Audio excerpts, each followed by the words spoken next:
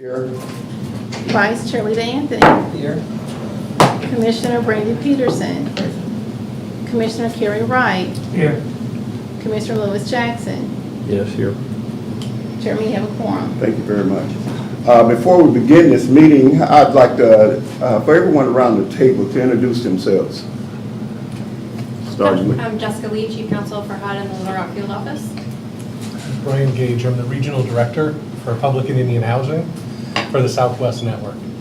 Constance Williams, Deputy Director in the Little Rock Field Office of HUD. I'm Tony Landecker. I'm the Public Housing Director for the state of Arkansas. and we appreciate you taking the time out to be with us. I've got one card here from the public, Mr. Tom Carpenter. Would like to say something? Or, Just in here. that's fine with me. Is that Okay to go? okay? Over there with the No, over here. mic? Okay, I'll go over there. But I want to warn you, anybody that really wants to hear what an attorney has to say will have to answer to St. Peter for that. I'm appearing here today because of my position as the city attorney and because of documents that I've seen within the last few days about the situation here with the Metropolitan Housing Alliance. The first document I received on Friday, which was a letter from an accounting firm that was offering 3 different options. One, do a whole bunch more work and try to find documentation so that it could give an audit and give an opinion about the audit. 2, give an audit without an opinion as to its accuracy. Or 3, hire another firm. And the letter shocked me. And the reason the letter shocked me, probably more than anything else, is that auditors make their money by auditing. And so you write out 3, go hire another firm. You're not only saying, we don't want to do this for you, we may never want to do this for you again. And that's a tremendous public statement to be made. Now, I know debits on the left and credits on the right. That's what I know about accounting. But I also know that statements of that sort can lead to tremendous distrust on the part of city officials, but more importantly for this group, on the part of the vulnerable people who are served by the Metropolitan Housing Alliance. You represent the least able to fight for themselves, and that is your calling and all. So then I got concerned because why is this happening? Yesterday I got the entire 42 pages of the report and read it with the 7 findings and 1 finding dating back to 2015. I read it with questions about certain expenditures that have been made from credit cards and other things. Now, I've been with the city for 38 years, and I've been the city attorney for 32 years, and I have been through with the city another organization that had some problems with accounting and had to work their way out of it. So I know these things happen. I don't know how they happen. But I want to make this suggestion to the Alliance. I don't know what you're going to do next. I don't know what HUD is going to want you to do next. But I know this. The letter said that, which was delivered Friday, says that there are 30 days to come to an agreement for the certified agreement on how to proceed forward with this matter. That's only 24 days from now because the letter was delivered last Friday. And I understand that, with the federal government and everything, you can try to seek extensions, but I have experienced when a judge has said, no, you're not going to get one. And when you've got a situation where you've got statements about we can't see where these monies went, that's the type of thing that would lead a federal government to say, you don't get an extension. So what does that mean for y'all today, and what do I want to emphasize? You've got a tremendous task before you. And every resident of the Metropolitan Housing Alliance is depending upon you. I think whatever happens, you've got to maintain some degree of status quo in terms of personnel. it's easy to look at a situation like this and say, let's get rid of this person, let's get rid of that person, this may not have been done correctly, let's clean house. You don't have time to clean house. You've got 24 days to come to an agreement, which under the federal regulations I've read, is not a whole lot of a negotiated agreement. It's mostly a statement, this is what you're going to do. And the last thing we need to do is to be in any state of flux between now and the time that that response is in, because we have changed personnel who may be involved. Now, I'm going to speak not as the city attorney, but as a lawyer. I can tell you without any question whatsoever that the moment you terminate an employee, that employee becomes an adversary to you, and now you've really broken down how to get information. If you read the 42 pages as badly as you want, then you can come to all types of conclusions. If you read it another way, you can see it as an opportunity and a benefit for hope, because we said, here are major problems, we're here to help you address them, do it. But you can't do it by changing horses in the middle of a stream. You need to stay together and you need to go forward. I don't know what is going to be said at this meeting today, but I can tell you that there has been interest on the City Board of Directors to completely discharge the members of this Metropolitan Alliance Board of Commissioners. I made the statement to them last night, somewhat to my disadvantage, as I heard on telephone calls later, that I think that's premature. We have HUD here because it is experienced nationwide on how to deal with situations. We have you here because you've been chosen for your experience to deal with the citizens in Little Rock who live in our community structures. We have needs to be fulfilled and we have questions to be answered. And I think that I want to encourage you to the extent possible, maintain the status quo. Understand the federal government here as a guide. They're probably here a little bit more as a guide because they've got some powers. But powers under HUD and the powers that you have are to help the people who can't help themselves. And that's really who the focus should be upon. Thank you. Thank you, Mr. Carpenter. On behalf, I hope I can speak for the board that, you know, the bottom line is that we are really concerned about the citizens and improving the housing conditions in this city. And that's what we've always been trying to work toward. Where we find ourselves today is not something that happened overnight. And it's a situation that this board has been trying to address the best it could with what we had to work with. As long as we're sitting here, we will continue to do the best that we can and follow the advice that of the HUD that is sitting here at this table. So with that, Mr. Landecker, you want to? Yeah, sure. Yes. I mean, I think that the meeting was proposed by the Housing Authority. Yes, sir. I appreciate everyone's flexibility. I had sick kids last week, still had sick kids this week, so kind of nice. I got a little bit of space, but I got a 7 and a 9-year-old my wife teaches, so it's always coming in the front door. Would you like me to go over the take action letter? It sounded like that was what you all wanted to discuss when you set the meeting. Yes, sir. Yes, sir. Yeah? Yeah. Okay. Yeah. So, Little Rock Housing Authority. We're designated troubled, 40 out of 100 score. The 35 points you received was due to Granite Mountain Senior not having a chap on that property anymore. And so then that REACT physical inspection scored that property. The other 4 properties that had inspections that were, for lack of a better term, protected by a chap. Madison Heights Phase 1 scored a 28 out of 40, Madison Heights 2, 24 out of 40, Sunset Terrace 17 out of 40, and Homes at Granite Mountain 34 out of 40. So the only score that was really physically impacted that you see in your FOS scoring was that Granite Mountain Senior site.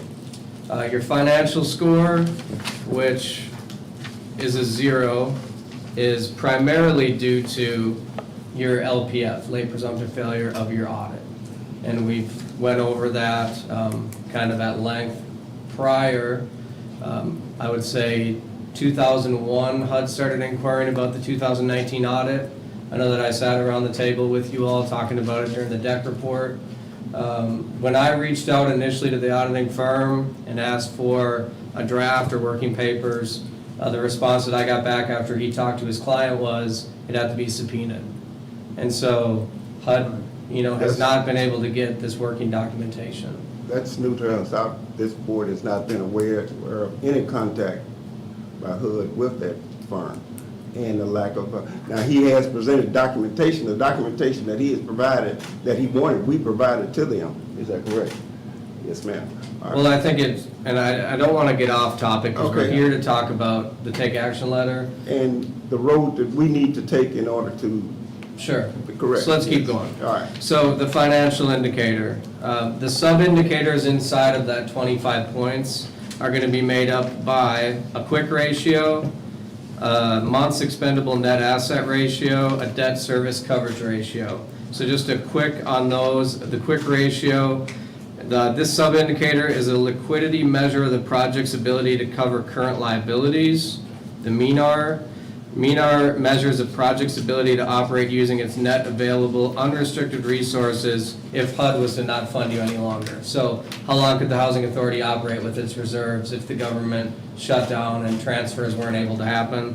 And then the debt service coverage is the agency's ability to meet regular debt obligations. So if you would have submitted your audit timely and they would have scored that, the financial score would have been made off of those three indicators. The management operations indicator, so that's made up of three different sub-indicators. Number one is your occupancy. We base everything off of that, your points. From 98%, you can get 16 points all the way down to 0 if you're 90% or lower.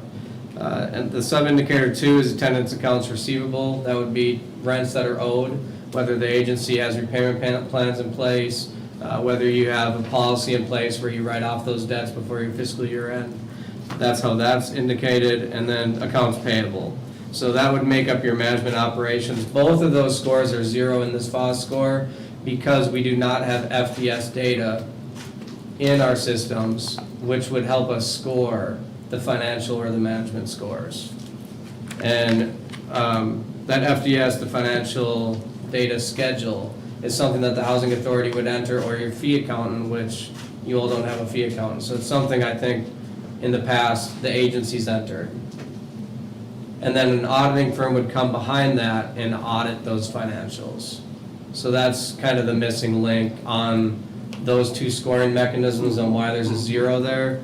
The capital fund score, 10 points, you receive 5. That means you timely obligated and expended your capital funds. I believe you just used them all as part of a RAD conversion, so that was kind of a quick shot. The other 5% is based off occupancy, and so you receive 0 there. So what does that mean? I send you this letter, and this letter has common suggestions for the board to use in self-diagnosing the source of its deficiencies. So everything in this letter is going to be a self-diagnosing common suggestions.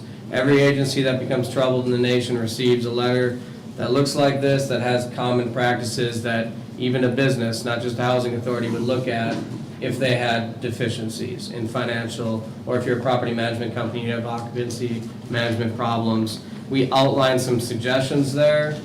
My expectation is within the 30 days of you receiving this letter, that the board comes with a letter to HUD, a memorandum of agreement. It doesn't have to be the final, and I'm going to go over what the FARS process looks like, but a letter that says, we acknowledge that we have these deficiencies. We have financial troubles. We have management issues. We're going to correct them. Here's what we think some of these self-diagnosing sources are of that, and we stand ready to correct that. And so that's sort of the first step within the first 30 days is that letter. It doesn't mean that you all need to figure out exactly what all these deficiencies are. HUD's going to come and do that.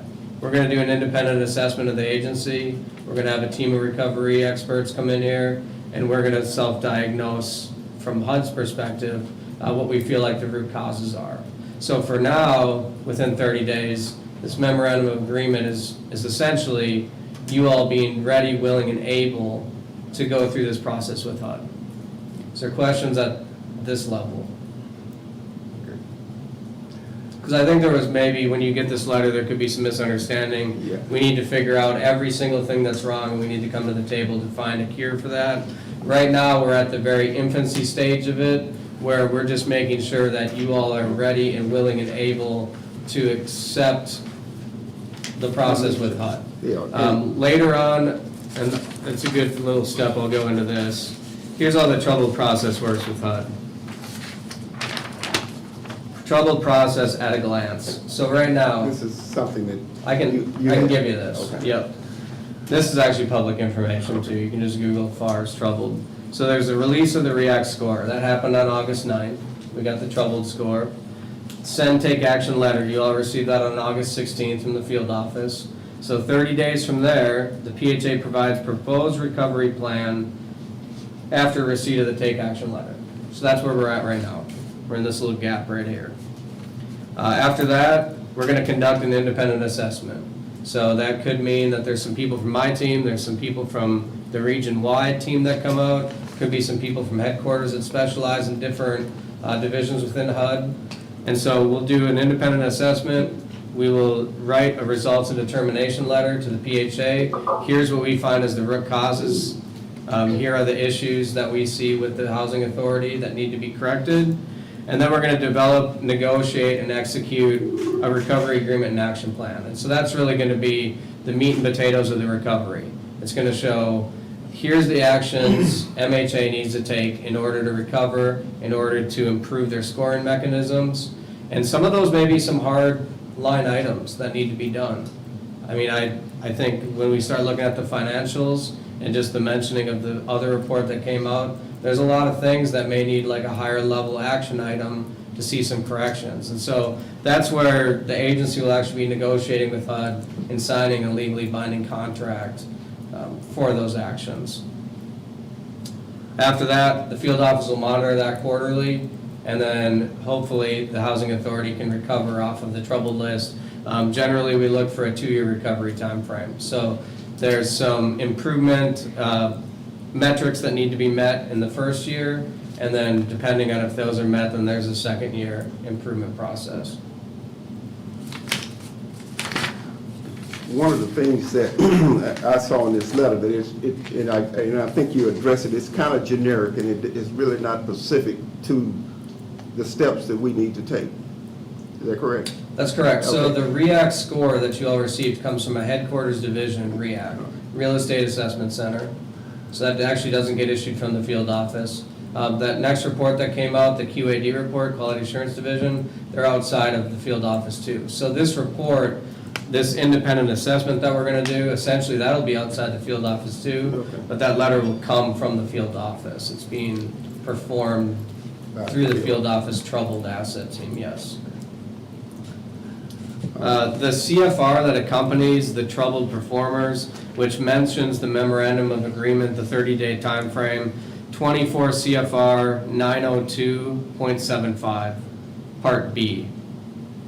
You'll see that in there, and that's what spells out the 30-day time frame. And where it's a memorandum of agreement, it goes into it goes further in there saying the final MOA is a binding contractual agreement between HUD and the PHA. So we're not there yet. We're still at the initial Steps. memorandum of agreement. So I personally feel like that's probably not too large of a lift, determining that you all are willing, able, and ready to meet that 30-day time frame. Well, is that 30 days, is that set in stone, or is it possible for an extension to reply or what? It's really regulatory, Okay. so it's not something that I see much wiggle room in. All right. And So it's just simply first- our reply within that 30 days, is that what I heard? Correct. I mean, you sort of already replied, but it would kind of went outside of, I would say, the direct take action letter, assuming responsibility and being ready, able, and willing to correct the deficiencies. And so that's what I think the basis. Do you have anything you want to add to that No, as I a think, summary? I think it also depends on the scale of the deficiencies, right? If you can self-identify the scale of deficiencies and they're an easy correction that you can do within 30 days, because some housing authorities have very simple things to correct, that's a minor tweak. I'm not sure that that's the case here. So it may take a little bit longer than the 30 days to come up with a plan. But your response is due within 30 days, and then we start the process from there. Right? The audit, which is I would think would be a key part of this. And the fact that the 2009-19 audit is what we're working on now. Once that's completed, we got 2022 to work on. I mean, so how do we catch up? I mean, so we're going to be behind unless we take some steps in order to. I mean, I think auditors are able to do multi-year Okay. audits if they need to. Yeah, and I had broached that subject with him. And I mean, it's sort of up to the financial condition of your record keeping. From what Yeah. I've seen It's- in the yeah. reports, it doesn't sound like it's capable valuable of, right, option. yeah.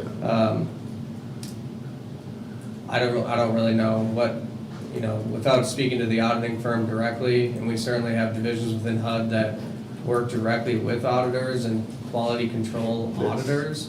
And so, I mean, there's, I think, different layers that could be potentially So there's explored something there. that we could explore as far as catching up and that sort of thing. Well, I think that's between you and your contractual agreement with your auditor, but I've seen it in the past where agencies are able to do multiple years. Any other questions? And so this letter that we're sending to you, can it also, because they're just suggestions, things that might need to be taken care of later?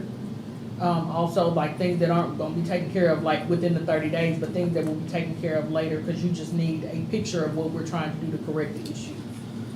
Yeah, I mean, I think one of the main responsibilities of the board is fiduciary responsibility of MHA's funds. Right. That is directly on the board. That's right. And so when these reports are coming out and we're having these issues, it's alarming to HUD that we don't have audited financials. And so I think, from the most basic concepts, it's just the board saying, we're gonna go and get our financials audited. We're gonna do this for 19, 20, 21, 22. We're gonna get caught up in the next year or whatever. I want the board to be able to look at this take action letter and look at the common suggestions and determine which ones of those relate to the housing authority. Okay. And just relative to time frame, as Tony mentioned, the rule that's out there, the timeframes are established by the rule, that in your next score, you have to make a substantial improvement. Yeah. So you have 1 year on the follow-up score. 1 year to from- show that improvement. You have to, and I can read it if you want. Please. Okay, expiration. So upon the expiration of the 1-year period that started on the date of which the PHA receives initial notice of the troubled performer designation, the PHA shall, by the next FAS assessment, that is at least 12 months after the initial notice of the troubled performer designation, improve its performance by at least 50% of the difference between the initial FAS assessment score that led to the troubled and a score necessary to improve the PHA's designation as a troubled performer. So I'd have to look at an example, but if you were a 40 and you need to get to a 60, you probably need to get to a 50 in 1 year. And I can't tell you if you submit your audits that's going to happen, because looking back at your FAS trend, your scores, the 18, 17, 16, you were borderline troubled substandard on almost all of those scores. So it's, even if you get your audited financials in, you may still get substandard management, substandard financial, and still be 57 or 58. So it may, what I'm trying to say is it may not just be an audit situation. Based on the line item. Even if you get your 22 audited financials done this year, based on the sub-indicators The inside other those. areas in Correct. which we were low. Yes. I got you. All right. So that's why I really want you all to look as a board at those common suggestions as business people and understand what may be beyond the audit. So First thing up is an official letter back to your office or? Yeah. Outline the steps that we plan to take based on this And our letter willingness, and our acknowledgement and the issues. of the family. Yeah.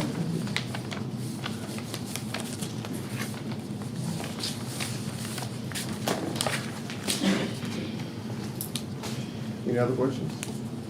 I guess what you alluded to all the other letters that we've got, once we get that official letter into you, then everything else will come together from outside of HUD, more or less to address all the letters that we've been getting over the last couple of weeks. Yes, yeah. The QAD report, Quality Assurance Division, that'll be a separate Item item. for us to address. Correct.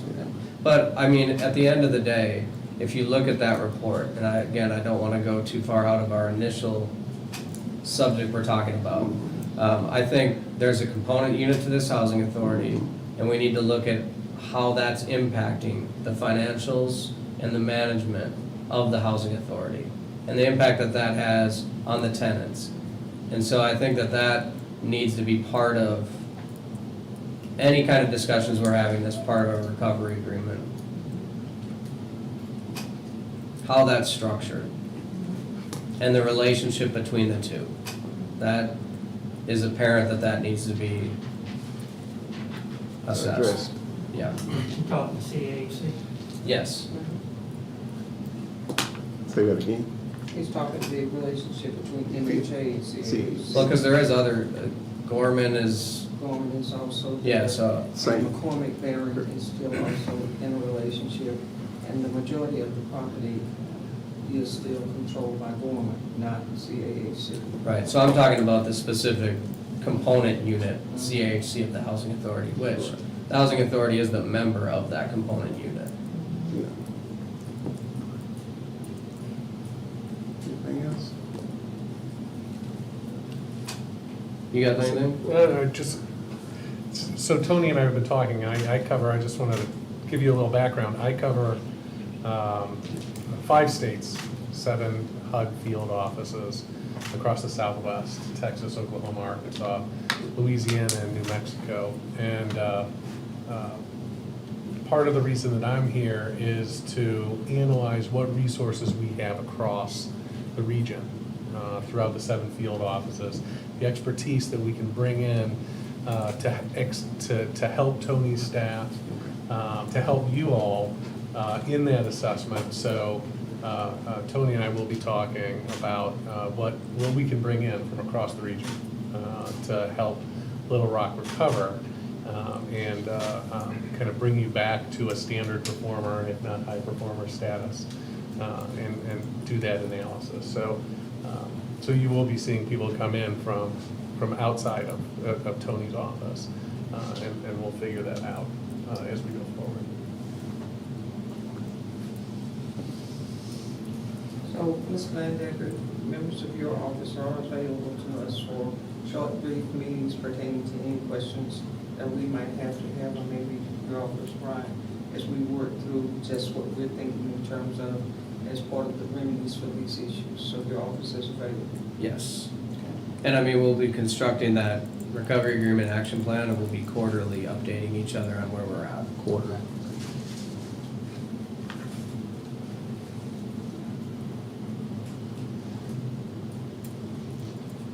Anything else? Not from our side.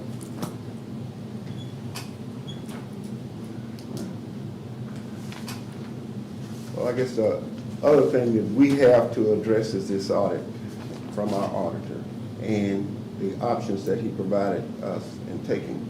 And I think everyone has a copy of that, but you had a chance to look at it? Yeah, okay. And there was 2 options that he had made available. I don't think we got a copy, but I mean, we wouldn't No, necessarily. right, get a copy. no, I was just talking about the rest of the board. You didn't get it? Do you have another copy? Well, they had 3, it was 3 options that we have, and I believe that you had recommended option number 1, and our finance director had indicated a preference for option number, or that's backwards.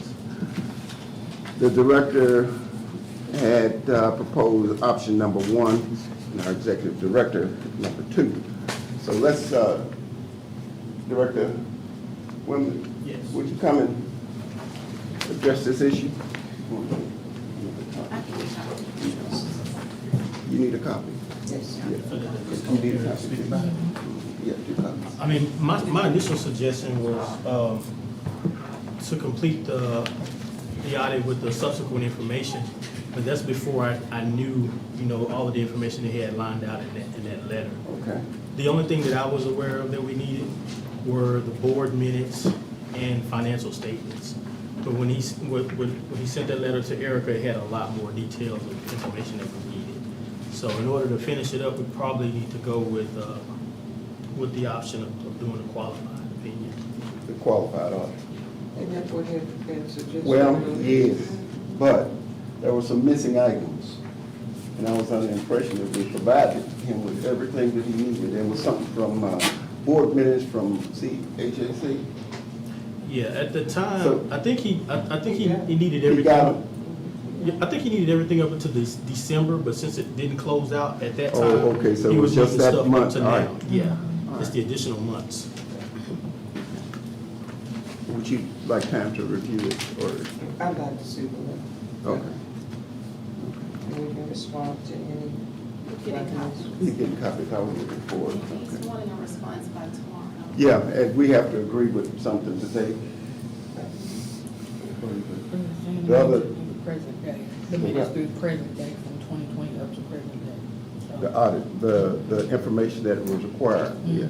2020 to what? 2020 to December of 2022. And I'll just add that HUD provides money to pay for your audits through your operating subsidy. So that's something that's always reimbursed to PHAs as an incentive to get audited. And in this instance, there's a way that this was set up prior to there being a official implemented organization. It was all handled in-house, and the meetings were only held as need be. So I guess an explanation just needs to be put in the documentation of when meetings were actually held. Good. Right.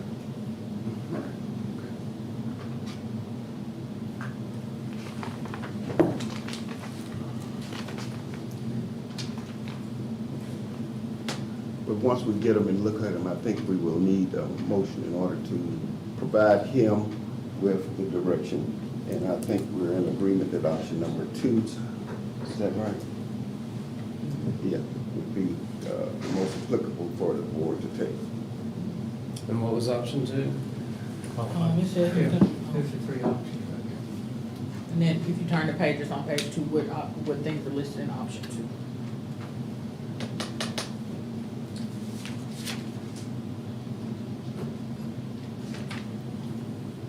Oh, so this is the options and then this And goes then- into what the yeah. options mean. So option 2, disclaimer of opinion, I mean, that's the worst rating you can get from an auditing firm.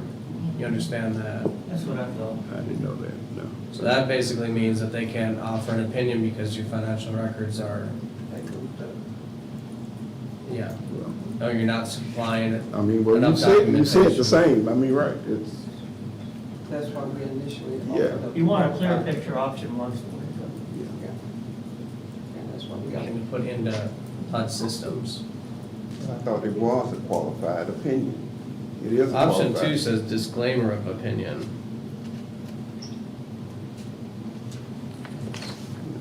Okay, I don't have. Thanks.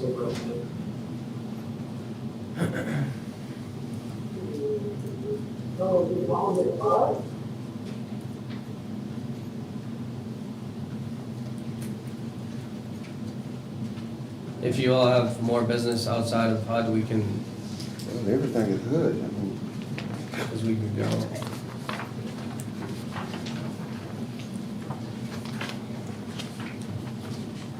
Oh, sorry. I have it.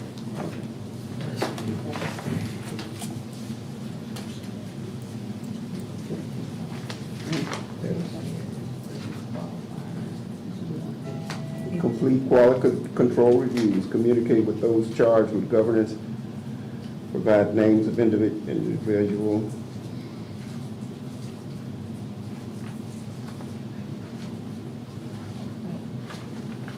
Option one, there's a lot more. Detail. Work, but I think that there's a lot of that information that is readily available In option one, in option one.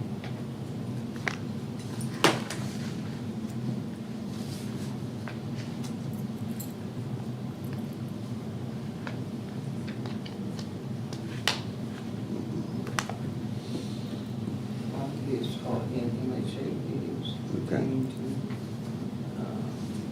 discharge and all the other things will be a part of MHA notice. I think that time they were on Zoom by then. How many times have this on two is in one? is, what is this, obtain, updated component auditor letter, in addition to procedures to identify subsequent events. It looks like we also need to sit down and quote. I don't think he would be amenable to it. Option one, they'll certify. And it serves the purposes for the board, what we need, and it also serves the purpose for what HUD needs. Option one is, to me, is the best way to go. It's a lot more work, It is. and you have to provide all of the information that they request. But it's the best option. Do it once and get it over. Can I get a motion? Motion that we adopt option one of the request from our official auditor, Oris. I'll second. All in favor? Aye. Option one passes, so be it. Thank you. All right, you need to contact Corey then and try to set up a time and place to, I'll do that, maybe some of y'all. What's the deadline, September 15th? Well, yeah, but he needed to know tomorrow Tomorrow, whether or on not. what, we're gonna which do it. option we'll take, so we'll notify him today of that. And we also need to checklist of what he already has.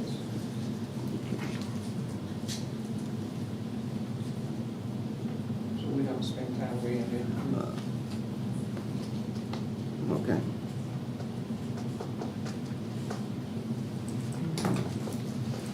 What's the next thing? Next thing. Everything must be taken care of as we work through this process. All right. So Lancaster, appreciate you taking the time and pointing us in the right direction and Can I ask a question? Yes, sir. Mr. Chairman? I know you didn't come here to talk about QAD, but we appreciate you being here discussing the trouble. What's the next step on QAD? That would be in their letter. I think it's the We same need to- 30-day. yeah. I got it. But I think if you read, and I'm just remembering off a different agency that did this, but theirs is similar to ours, where they don't need every single They- item addressed, they need a Acknowledge. roadmap of what Right. you're gonna do. They to provide correct us it. with the plan of the steps that we need to take in the report, the corrective action. Right, and We there's answer may- those questions. Theirs may be a little more It detailed is, where It is. I'm gonna get the audit done by this date. I'm gonna have the financial records reconstructed and the firm procured by this date. I mean, you might wanna add something more to their response, but I don't wanna speak for their If we line have of. time to look at it. I have. Yes, all right. It's pretty in detail. Maybe I need to reread some of it. Okay. But they did offer that we can reach out to them Well, with let's- questions. Okay, let's do that, Yes. take those steps then. Okay. Anything else? Commissioner Wright? Council. Privilege, Mr. Carpenter, having been the spoken representative from the city, and having sat through the first portion of this effort, I hope there's something that can be taken back to the board that shows that the efforts to fix it is in place. Ms. Anthony, I gotta tell you, when you picked option one, you sure took a big step, and you've got two board members here who could speak a lot better for the board than I ever will be able to. But you'll keep them legal. I try.